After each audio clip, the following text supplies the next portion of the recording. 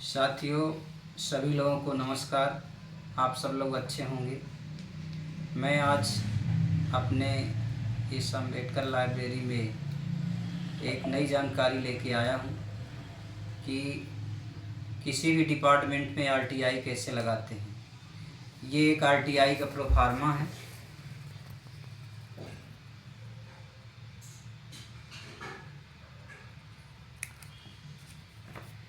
इस आरटीआई में हम सबसे ऊपर लिखा रहता है आवेदक का नाम। आवेदक का नाम जो यदि लगा रहा है उसका नाम होना चाहिए, पूरा पता, यानी वो जहाँ पदस्थ हैं, जहाँ आरटीआई का जवाब आएगा उस स्थान पर उसका पूरा पता होगा। आवेदन देने का दिनांक, यानी किस तारीख को दे रहा है उस तारीख की डेट। कार्यालय का नाम में जहाँ पर हम आरटीआई लगा रहे हैं, जहाँ हमारे श्रीमान लोक सूचना अधिकारी जैसे अधीक्षक साहब हो गए, पीएमजी साहब हो गए, चीफ पीएमजी साहब हो गए, ये उनका एड्रेस होगा। और चाही गई जानकारी के विवरण में आप किस किस बिंदु पर चाहते हैं वो यहाँ पर ये बिंदुवार जानकारी यहाँ देना पड़ेगा। मोस्ट बात आरटीआई में ये होती है कि आरटीआई में आप क्वेश्चन ना करें, जैसे कैसे, क्यों, मतलब इस तरह से नहीं। यानी आपने जो दस्तावेज दिया, जैसे आपने कोई आवेदन दिया तो उस पर आप ये लिखिए कि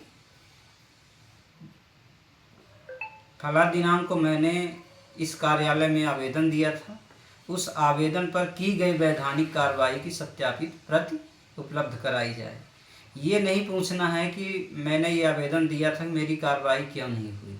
इस तरह से आप अगर कहेंगे तो आरटीआई में आपको कोई जवाब नहीं मिलेगा। क्या मतलब क्वेश्चन नहीं करना है, सिर्फ आपको सत्यापित एक दस्तावेज लेना है। आरटीआई का सबसे बड़ा रूल यही होता है। नहीं, और आरटीआई ग्रुप में नहीं लगाई जाती है। जैसे सोचे कि हम 8-10 लोग मिल करके और हस्ताक्षर कर दें और आरटीआई लगा दें तो आपको जानकारी मिल जाएगी, नहीं, निरस्त हो जाएगी। आरटीआई सिर्फ एक ही आदमी लगा सकता है। और आरटीआई में लगाने से ये एक भारतीय डाक विभाग का पोस्टल आर्डर है।